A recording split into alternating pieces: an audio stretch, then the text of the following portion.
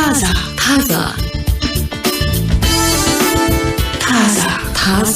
ተከታዮች ካሏቸው ደግሞ በቆዩባቸው ሰዓታት ልክ ትርፎች ይኖራሉ ማለት ነው። እና ብዙ የላይቭ ስትሪመር ሰዎች እየተፈጠሩ ነው።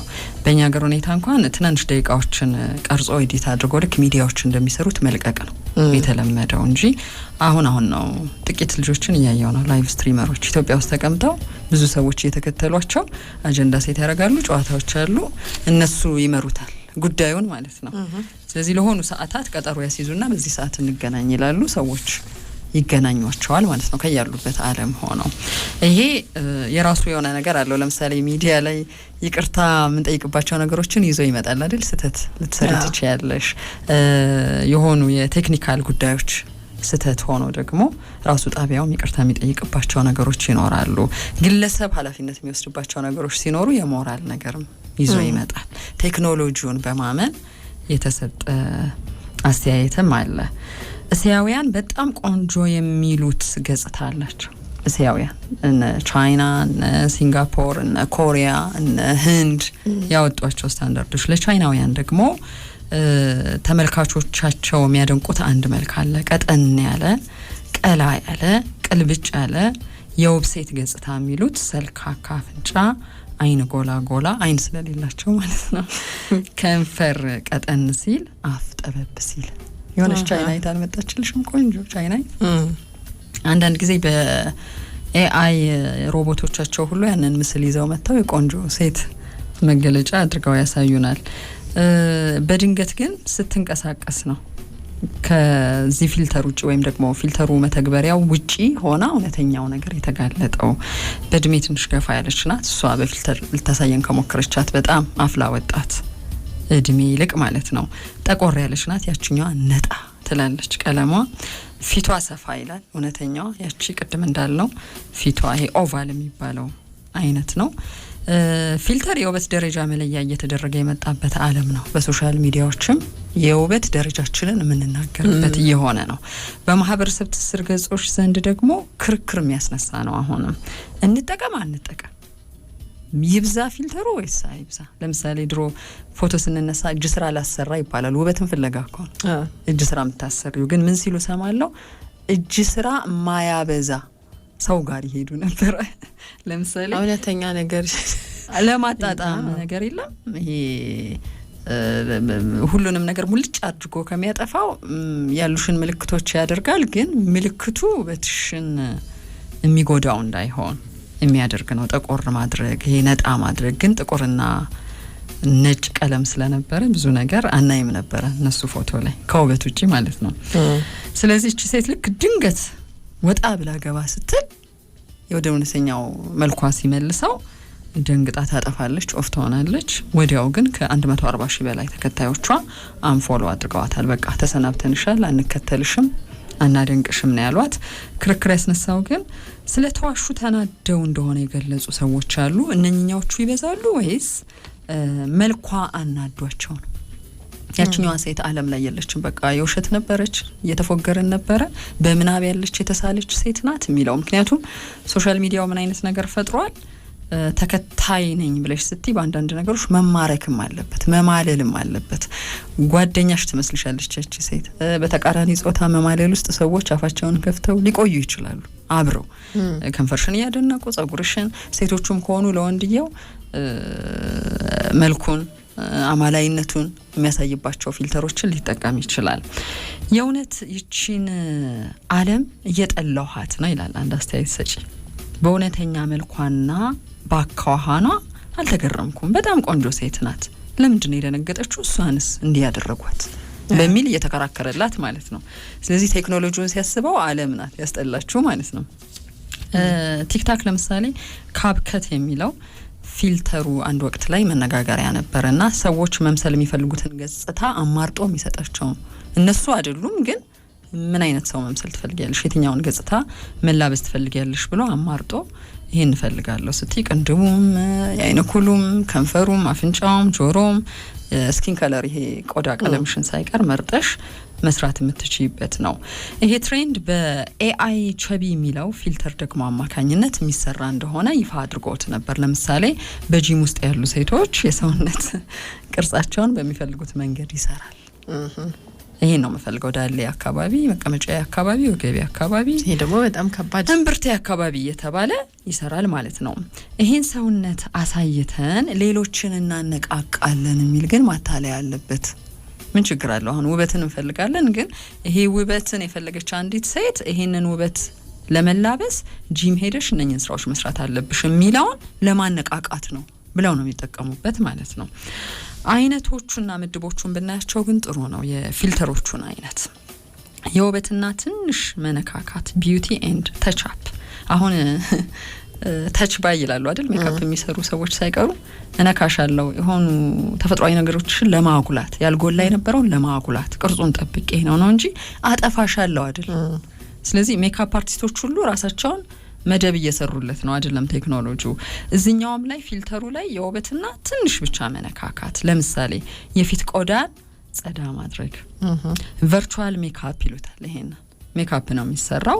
ብሩህ የቆዳ ቀለም ይኖራል። ፋውንዴሽን እንደምንቀባው ፓውደር እንደምንቀባው የቅንድብ ቅቡ የተስተካከለ እንዲሆን የማድረግ ቅድም እንዳልኩሽ እንጆሪ ከንፈር፣ ፒንክ ከንፈር አይነት ያደርጋል። ቆንጆ አይን ቀለም፣ ጥርት ያለ አይን፣ የደፈረሰ አይን ካለን ወይም ለራሳችን ደስ የማይለን ነገር ካለ እንደዛ ሊያደርግ ይችላል ነው። ይሄንን የሚቀበሉ ሰዎች አሉ። ሁለተኛው የተጋነኑ ወይም ደግሞ ይሄ ቂላቂል ፊልተሮች የምንላቸው ሊሆኑ ይችላሉ። ፊትን ማተለቅ ለማሳቅ፣ አፍንጫን ለብቻ የሆነ ነገር ማድረግ፣ ጆሮን፣ ከንፈርን። ለምሳሌ በእኛ ሀገር ቲክታከሮች ተንኮሱ መሀል ላይ የሚያደርጋቸው ነገሮች አሉ አይደል? እነሱን ነው የተጋነኑ የሚለው። በቃ ሆን ብሎ ነው ቲክታከሩን ስቃለን ከሚያነሳው ሀሳብና አክቲንግ ጋር ሳቅን ለመፍጠር ነው። የእንስሳት ገጽታን ማላበስ የሚያስችሉ ፊልተሮች ያሏቸው መተግበሪያዎች አሉ። የውሻ ፊት፣ የድመት፣ የፈለግነውን እንስሳት ገጽታ የውሻን ብለን የትኛው ውሻ? የሚያስቅ ውሻ፣ የሚያናድድ ውሻ፣ የሚስቅ ውሻ፣ የሚያወራ ውሻ ሊሆን ይችላል። ይሄን የሚያደርጉ ሰዎች አሉ። ማንነትን የሚያሻሽሉ ትራንስፎርሜሽን ፊልተርስ። የዚህ ሴትዮ ይሄ ነው፣ ይሄኛው ነው ችግሩ። ሌላ በቃ ሙሉ በሙሉ ትራንስፎርም ነው የሚያደርግሽ። ጸጊ አይደለሽም። በቃ ጸግነትን የሚያውቁ ሰዎች አሉ። በአሁኑ ዓለም ማን እንደሆነች የሚያውቁ መንገድ ላይ ቢያዩሽ፣ ቲቪ ላይ ቢያዩሽ፣ ጎረቤት አካባቢ ሜካፕ ተቀብተሽ ልዩ ድግስ ላይ ቢያዩሽ መሰረታዊው ነገርሽ ይታወቃል። ለጸጊ ብለው ሰላም ይሉሻል እንጂ አትጠፊባቸው ማለት ነው። እድሜ፣ ጾታን፣ ልዩ ምልክቶችን፣ ድምጽን ሊለውጥ ይችላል። እድሜ ማለት ለምሳሌ በእድሜ የገፋ ከሆነ ወጣት ያስመስላል። ጸጉሩ የገባ ሰው ቢሆን ቆንጆ ቁርጥ ጸጉር ያለው የሚያምር እንዴት ተንከባከብ በሆነው ሚስጥሩን ንገረን፣ የጸጉርህን ሚስጥሩን ንገሪን፣ የጸጉርሽን የሚባሉ ሰዎች አሉ። እኛ የምናውቀው ገጽታና የእውነት የእነኛ ሰዎች ማንነት ፍጹም የተለያየ ይሆንብናል የሚለው መነሻ ሆኗል። ሌላኛው የአካባቢያዊና የጀርባ መገለጫ ባክግራውንድ መገለጫዎች አሉ አይደል? ኢፌክቶች። እነኚህም ብዙ ሰዎችን ይሸውዳሉ። የብርሃን፣ የቁሳቁስ፣ ያለንበት ቦታ፣ ያለንበት ሀገር ቨርቹዋል ላንድስኬፕ ይሉታል። ገነት የመሰለ መስክ፣ ምርጥ መኝታ ቤት፣ የሚያስቀና ዳይኒንግ ቴብል ላይ ከቁሳቁሳዎቻችን ጋር ከጌጣጌጦቻችን ጋር ያላረኩት የአንገት ሐብል ቆንጆ የአንገት ሐብል ሆኖ ሊመጣ ይችላል። ማች ላደርግ እችላለሁ ማለት ነው። ሌላው ደግሞ ሳቢ ለመሆን ከእውቅ ወይም ደግሞ ውብ ሰዎች ጋር ለመመሳሰል ፊቸር የሚሰጡን የፊልተር አይነቶች ደግሞ አሉ። እንበልና ቢዮንሴን በጣም መማረክላት ቢሆን እሷን ተች የመሰለ ነገር ቢዮንሴን ትመስያለሽ ግን እህቷ ነሽ ምናምን ብዙ ጊዜ አናን ታሪክን ትመስያለሽ እህቷ ነሽ የሚባል ጥያቄ ያለው አሉ። እንደዚህ አይነት በቃ ፊቸሮቹን ይሄ ፊልተር ፊቸሮቹ ላይ ደግሞ የሰለጠኑና ሁሉ ጊዜ የሚያደርጓቸው ሰዎች ካሉ ሊበልጡን ይችላሉ ማለት ነው። አስመስለው ራሳቸውን ይሄ ነገር ገብቷል። ግን እኛ ጋር እንዴ ቴክኖሎጂው ለሁሉም ማለት የሚሰራ እኔ እንጃ መተግበሪያ በነገርሽ ላይ ምናያቸው አሉ። ግን በዚህ ደረጃ የተጋነነ ቲክታክ በየሰዓቱ በየቀኑ ፊቸር ይዤ መጥቻለሁ ለውጪ ይልሻል። ሰው የሚጠመደው በዚህ ነው። እንደውም እነኚህን ፊቸሮች ሰጥቶሽ አንቺ ካልተጠቀምሽ የተከታይ ቁጥሮችሽ ላይ ሁሉ ኢምፓክት አለው። አንቺ ከስር እነኛን ቶሎ መቀበል ስላለብሽ ያለማመድሻል። ራሱ እንዴት እንደምታደርጊው ጭምር ምሳሌ ይሰጥሻል። ዓለም ላይ በጣም እንከተላቸው በከተማችን በሀገራችን የምንፈልጋቸው አይነት ስታይል ያላቸው ሰዎች ይኖራሉ። ሜካፕ ያላቸው ሰዎች ይኖራሉ። በተፈጥሮ ደግሞ የሆነ ነገራቸው ውብ የሆኑ ሰዎች አሉ። ጸጉራቸው፣ አይናቸው፣ ጥርሳቸው ሊሆን ይችላል። ያንን ለመምሰል የሚረዱሽ ደግሞ ፊቸሮች ይኖራሉ። ግን የቴክኖሎጂዎቹ ፈጣሪዎች ወይም ኩባንያዎች እነዚህን ፊልተሮች ታዲያ ለምንድን ነው የሰሯቸው? ለምንድን ነው? አንደኛው መጀመሪያ አካባቢ ፊልተር ተብሎ ሲመጣ የተሰራው ለመዝናናት ነበረ። ሰዎች እንዲዝናኑ ነው። የሆኑ የገጽታ ለውጦችን በማድረግ ሰዎች ይዝናናሉ። እንደውም አንዳንድ ጊዜ ከሌና ከሌ ቢጋቡ ይሄን የሚመስል ልጅ ይወልዳሉ አይነት ጌሞች ሁሉ አሏቸው። ሰዎች ያ ነገር ስለሚያዝናናቸው ነበረ። ሌላኛው ሙከራ ለማድረግ ነው። ሙከራው ምንድነው? አንዳንድ ሞዴሎች አሉ አይደል? እንበልና የቅንድብ ምንድነው ቅርጽሽ ይሄ ከሆነ የቅንድብ ቅርጽሽን እንዲህ እናድርገዋለን የሚሉ ትምህርቶች ይሰጡ ይሉ። ልክ እንደዚህ አሁን የውበቱን አድርገን እንጂ ሌሎች ጉዳዮችም ላይ ትምህርት የሚሰጡ ሕክምና የሚሰጡ ቀላል ምሳሌዎችን ለማምጣት አፕሊኬሽኖቹ ተሰርተዋል። አፍንጫሽ ለምሳሌ ሜካፕ ፕሮዳክቶችን የሚሸጡ ካምፓኒዎች ለምሳሌ ካንቺ ከለር ጋር ሊሄድ የሚችል የከንፈር ቀለም፣ የጸጉር ቀለም የሚሉ ነገሮችንም በዛም መሰረት ራስሽን እያስገባሽ እንድታይበት የራስሽ ፒክቸር እየገባ ሲሙሌሽን ማለት ነው። በቃ ይሄ ምስለ ገጽታ ልንለው እንችላለን። የፕላስቲክ ሰርጀሪ የሚያደርጉና ይሄን አገልግሎት የሚወስዱ ሰዎችም አፍንጫውን ብንሰራው እንዲህ ነው የሚሆነው፣ ከንፈርሽን ብንሰራው እንዲህ ነው ሊሆን የሚችለው የሚል ማብራሪያ ለመስጠት ለብራንዲንግም እንደዛው። ብራንዲንግ ሲባል ለምሳሌ እንግዲህ የቢዩቲ ፕሮዳክቶቹን ልናስብ እንችላለን። ምንድነው ቀለሞችን ልናስብ እንችላለን። ለፈጠራ ስራም ሊያግዝ ይችላል ነው ዲዛይን ለማድረግ ይሄኛው የቅንድብ አሰራር ከዚህ ገጽታ ጋር ሊሄድ ይችላል፣ ይሄኛው ቀዶ ጥገና ከዚህኛው ገጽ ጋር ሊሄድ ይችላል የሚለውን ለማምጣት ነው። ማንነትን ለመለወጥ ግን ብለው አይደለም የሰሩት። አሁን ሰሞኑን ስለ ቴክኖሎጂ ስንል የነበረው አቢዩዝ ማድረግ ሁሉ ጊዜ አለ። የሆነ ጥቅም ይዞ የሚመጣን ነገር የሰው ልጅ አይምሮ ያፈልቃል፣ ግን እሱ እንዳለ ሆኖ አቢዩዝ ይደረጋል። አሁን ማንነትን ለመለወጥ ምክንያት ሆኗል። እሺ ይሄንን አብዝቶ መጠቀም ምን ያሳጣል የሚለውን አብረው ግንዛቤ ይሰጣሉ። አንደኛው ዲጂታል ፍራውድ የሚሉት የዲጂታል ማጭበርበር። እኛም ልንጭበረበር እንችላለን፣ እኛም ማጭበርባሪዎች ሆነን ልንገኝ እንችላለን። የሌለ ያልተፈጠረ ያልሆነ በእጃችን ያልያዝ ነው ፌክ በከፍተኛ ደረጃ የተስተካከለ ሃይሊ ኤዲትድ ቨርዥን ይሉታል። ይሄንን ሰዎች ይሰጡናል፣ እኛም እንደዛ አድርገን ለሰዎች ልንሰጥ እንችላለን። ስለዚህ ዲጂታሉ ዓለም ላይ የምናውቃቸው ሰዎች ማንነቶች እነሱ ላይ ሆኑ ይችላሉ። ልክ እንደ ቻይኒዝቷ ቲክታከር ይሄ ድንጋጤን የሚፈጥር ነገር ነው። በቃ ማቃት የነበረችው ልጅ እሷ አይደለች። አይምሮሽ ስለሻት ለረጅም ጊዜ ብዙ ነገሯን ስትከታተይላት የነበረችው ልጅ እሷ አይደለችም፣ ምድር ላይ የለችም ሲባል ምን ሊሆን ይችላል ነው። ሌላኛው እውነታን ማጥፋት ወንጀል እንዲሆን ተስማምተዋል ቴክኖሎጂስቶቹ ወይም ደግሞ ካምፓኒዎቹ።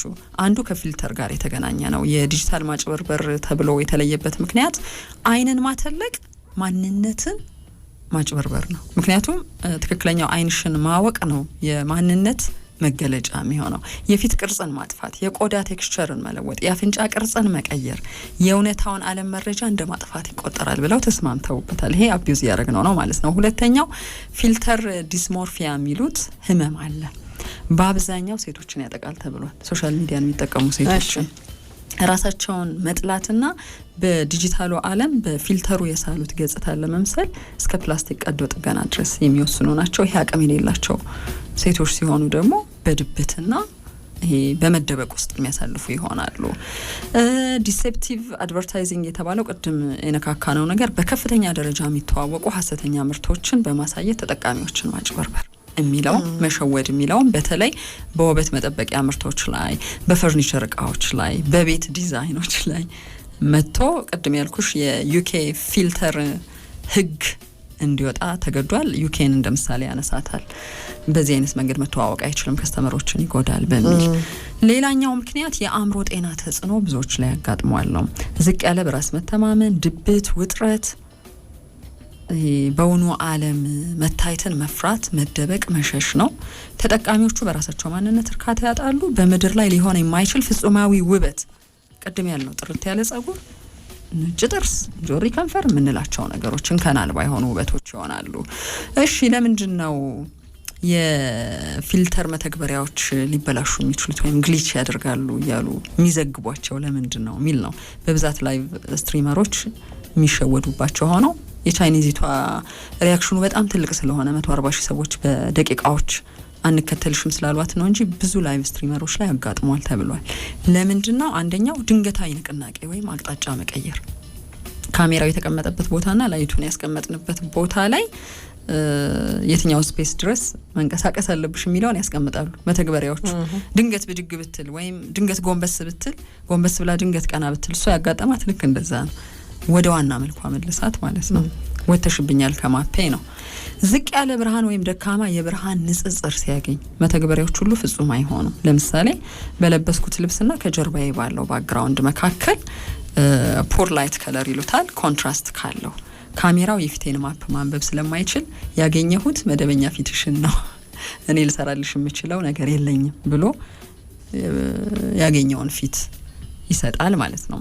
ሌላው ምክንያት በስልካችን ላይ ብዙ መተግበሪያዎችን ጭነን ስልኩ ቢዚ ሲሆን ስራውን መስራት ያቀተዋል። ስለዚህ መደበኛውን ገጽታ ይሰጠናል ማለት ነው። ቶሎ የፊልተር አይነቶችን አፕዴት አለማድረግ አሁን ቢዚ አድርገውናል። ለምሳሌ ብሎ የጠቀሳቸው ቲክታክ እና ኢንስታግራም ኦልደር ፊልተር ሞዴሎችን አይጠቀሙ። የዛሬ ሳምንት ያወጡትን ዛሬ ይቀይሩታል። እየተከታተልሽ አፕዴት ማድረግ አለብሽ ማለት ነው ስልክሽ ላይ። እሱ ካልሆነ አያገኘውም፣ አይናበብም። ስማርት ስልኮች ሲያረጁና ሜሞሪያቸው ዝግ ሲል ይሄ ችግር ያጋጥማል ነው። ስለዚህ ስማርት ስልኮች አዳዲስ መግዛት አለብሽ ማለት ነው። ኢንተርኔቱ በራሱ ዝግ ሲል ፊልተር የሚያደርግበት አቅምን ያጣና መደበኛውን መረጃ ያስተላልፋል ለተከታዮች ማለት ነው። እሺ እነኚህና ሌሎች ብዙ ምናልባትም አሁን እዚህ ጋር ብናወራቸው ላንረዳቸው የምንችላቸው ምክንያቶች አሉትና 100% አምነን ላይቭ ላይ እኔ ከሊት ነኝ እኔ ከሌ ነኝ ብለን ልንጋለጥ አንችልም። ኦኬ ይሄ ግሊች የመደረግ እድል አለ ብለው ግን ግንዛቤ ያላቸው ሰዎች አንደኛ የመጨረሻውን ዲግሪ ፊልተር ደረጃ አድርገው ራሳቸውን ለውጠው የማንነት ለውጥ ውስጥ መተው አይሸውዱም ብዙ ሰዎችን። ቅድም ያልነው ትራንስፎርም ፊልተር የሚያደርጉ ሰዎች የሚጋለጡበት መንገድ ይሆናል። ካልሆነ ግን ሊያጋጥም ይችላል። ሶሪ የሚሉ አሉ። እኛ ሀገር አጋጥሞ ተመልክቻለሁ። ኦፍ ሆነችና ድጋሚ ገባች ማለት ነው። ይቅርታ ጠየቀች። ያው ፈን ሆነ ስለሚያውቁት ስለሚያደርጉት ሌሎቹም ማለት ነው። ጸጉር ተንጨባሯል፣ ፊት ቀለማ አለበት። ቀለማ ማለት የመጎዳት ለምሳሌ ማዲያት የምትዩ መጥቆር፣ ብጉር የምትዩ ነገር እንጂ ሰዎች ይሄ ቨርቹዋል የምንለውን ሜካፕ በጣም እየወደዱት ነው። እንከና አልባ ነገር አንዱ የሚጎዳው ነገር እንግዲህ እሱ ነው። እውነታው ሌላ ነው። ከእውነታው ጋር መጋፈጥ ከባድ ነው። ሌላ ነው። እውነታውን ዓለም መጋፈጥ እየከበደን ነው። እውነታው ዓለም ውበት ይስጠን እንግዲህ በቀላሉ የምታረያቸውን ነገሮች ብዙ ጊዜ መምረጥ አለ። ግን ያው እውነተኛ አይደሉም፣ ብዙ ጊዜ ዘላቂም አይደሉም፣ እውነተኛ አይደሉም ነገሩ። እሺ ታዛ ነው እየሰማች ያላችሁት። ታዛ